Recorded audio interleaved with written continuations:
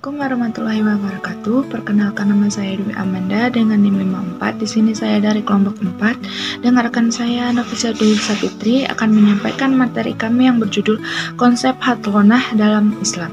Materi yang pertama akan disampaikan oleh saya sendiri, yaitu mengenai upah hadlonah atau mengasuh anak. Allah Subhanahu wa Ta'ala telah berfirman dalam Quran surat At-Tahalaq ayat 6, artinya, tempatkanlah mereka para istri di mana kamu bertempat tinggal menurut kemampuanmu, dan janganlah kamu menyusahkan mereka untuk menyempitkan hati mereka. Jika mereka istri-istri yang sudah ditalak sedang hamil, maka berikanlah kepada mereka nafkah hingga mereka bersalin. Kemudian jika mereka menyusukan anak-anakmu untukmu, maka berikanlah pada mereka upahnya, dan musyawarahkanlah di antara kamu segala sesuatu dan baik. Dan jika kamu memenuhi kesulitan, maka perempuan lain boleh menyusukan anak-anakmu untukmu. Adapun bagi perempuan selain ibunya juga menerima upah hadlonah sejak saat menangani hadlonah anak tersebut. Seperti lainnya perempuan penyusu yang bekerja menyusui anak kecil seperti bayaran atau upah. Adapun menurut ulama Syafi'iyah, bagi hadlonah, orang yang merawat atau mengasuh anak berhak mendapat upah atas pekerjaannya melakukan hadlonah tersebut atau selainnya. Menurut ulama Syafi'iyah, upah itu wajib bagi hadhinah apabila di antara istri dan bapak anaknya itu tidak mampu merawat. Selanjutnya itu ada pendapat ulama tentang hak pemeliharaan anak bagi ibu yang sudah menikah lagi.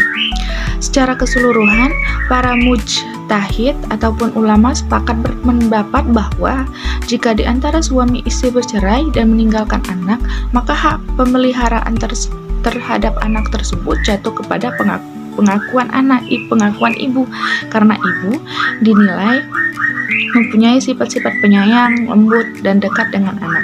Hak pemeliharaan anak atau hadlonah ini akan terus melekat menjadi kewajiban ibu selama ibu tidak menikah lagi dengan laki-laki lain. Para ulama memberikan dasar atau berijtihad di dalam menetapkan hukum tentang pemeliharaan anak, khususnya bagi suami istri yang bersengketa merebutkan hak pemeliharaan anak. Namun demikian,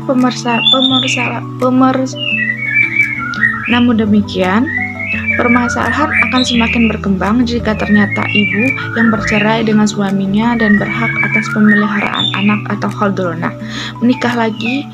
Maka dari permasalahan ini, jumhur ulama berpendapat bahwa akan menjadi gugur hak pemeliharaan anak atau hadlonah ini bagi ibu manakala ibu menikah lagi dengan laki-laki lain.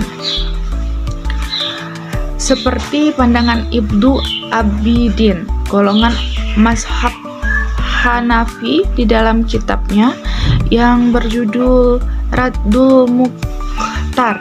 Menurutnya bahwa salah satu penyebab gugurnya hak pemeliharaan anak bagi ibu adalah ibu menikah lagi selain dengan mahramnya.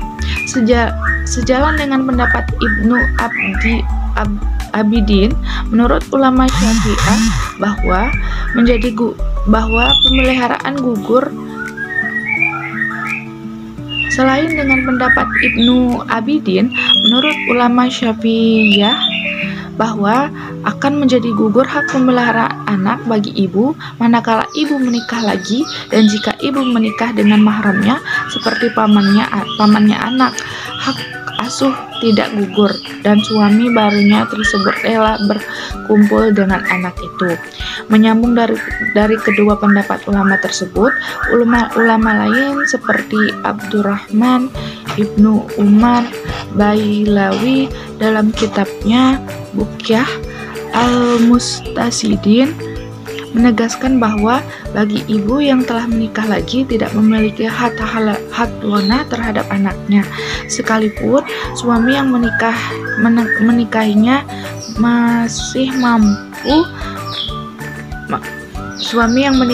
masih berhubungan berkerabat dengan si anak. Sekian materi dari saya.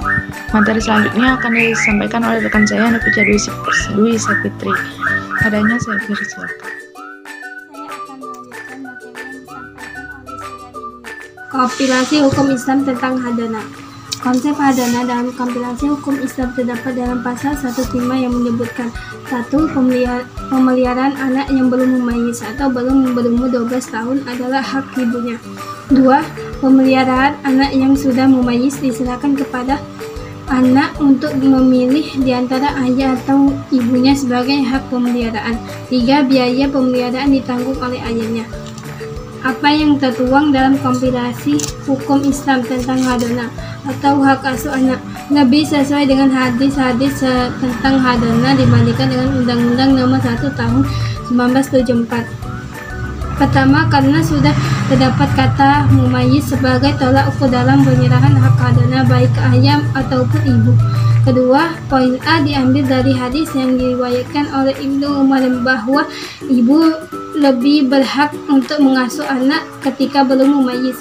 Ketiga, poin B diambil dari hadis diriwayatkan oleh Abu Hurairah yang menyatakan bahwa ketika anak sudah mumayyiz maka si anak diberikan hak untuk memilih salah satu di antara kedua orang tuanya. Konsep hadana dalam perspektif undang-undang. Tatanan perundang-undang terkhusus Undang-Undang Perlindungan Anak dibentuk dalam rangka melindungi hak-hak dan kewajiban anak. Hal tersebut dapat kita lihat dalam isi dan kandungan Undang-Undang Perlindungan Anak itu sendiri. Undang-undang ini atau Undang-Undang Nomor 23 Tahun 2014 terdiri dari 11 bab. Dari 11 bab itu kemudian dibagi menjadi 91 pasal yang saling menguatkan. Ini membuktikan bahwa pemerintah dalam hal perlindungan anak memberikan jaminan hak dan kebutuhan terhadap anak terkait hak untuk hidup, pendidik, kesehatan, demikian juga kesejahteraan dan tak kalah pentingnya juga adalah terkait dengan perlakuan yang baik atau tanpa diskriminasi. Oleh karenanya, ketika semua manusia mengerti bahwa dirinya adalah sebagai makhluk sosial, maka akan timbul rasa saling menyayangi, menghargai antara individu yang satu dengan yang lain. Berdasarkan peraturan Undang-Undang Perlindungan Anak menyatakan bahwa kriteria anak adalah bagi seorang yang belum mencapai usia 18 tahun, termasuk seorang janin anak yang belum dilahirkan. Adapun hak-hak seorang anak dapat diperinci sebagai berikut. 1. Sebagai anak yang berhak mendapatkan pengasuhan dari orang tua kandungnya. 2. Mendapatkan pengasuhan dan jaminan sebagai hak hidup atau biaya penghidupan, pendidikan, kesehatan, kebebasan dan perlindungan secara maksimal demi tumbuh kembang anak sesuai dengan kemampuan, bakat, dan minatnya. 3. Memperoleh hak lain untuk kepentingan tumbuh kembang anak. Berkaitan dengan hak anak lainnya meliputi 1. Penyalahgunaan dalam kegiatan politik. 2. Pelibatan dalam sengketa bersenjata. 3. Perlibatan dalam kerusuhan sosial. 4. Perlibatan dalam tindak kekerasan. 5. Perlibatan dalam peperangan dan kesejahteraan seksual.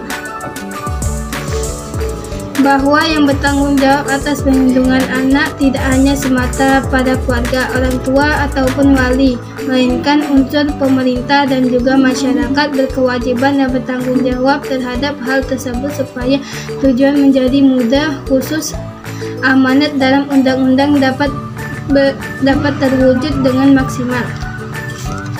Surat edaran MA tentang penetapan hak hadana. Salah satu akibat dari sebuah perceraian adalah adanya hak atau gugatan hak asuh anak yang dikenal dengan istilah hadana. Hadana adalah hak para pihak yang bersengketa untuk memelihara dan mengasuh anak yang belum mumayyiz. Hadana juga merupakan kebutuhan atau keharusan demi kemaslahatan anak itu sendiri, sehingga meskipun kedua orang tua mereka memiliki ikatan atau sudah bercerai, anak tetap berhak mendapatkan perhatian dari kedua orang tuanya. Pengasuhan adalah hak anak kecil karena dia sangat bergantung kepada orang tua yang dapat memberinya perhatian dan perlindungan, memenuhi kebutuhannya dan mendidiknya. Adapun dalam hukum positif yang berlaku di Indonesia, diantaranya yaitu kompilasi hukum Indonesia yang digunakan sebagai salah satu acuan para hakim dalam lingkungan peradilan agama untuk memutuskan perkara masalah memelihara anak pasca perceraian sudah diatur dalam pasal 105 yang menyatakan apabila terjadi perceraian maka anak yang belum memayis atau diserahkan kepada anak untuk memilih orang tua yang akan mengasuhnya, yaitu ibu atau ayahnya, dan untuk biaya pemeliharaan ditanggung oleh ayahnya. Dalam banyak kasus perceraian persoalan hadana ini merupakan masalah yang sering timbul di antara suami istri, dikarenakan antara suami istri tersebut merasa memiliki hak mengasuh anak mereka walaupun sudah tidak ada ikatan pernikahan.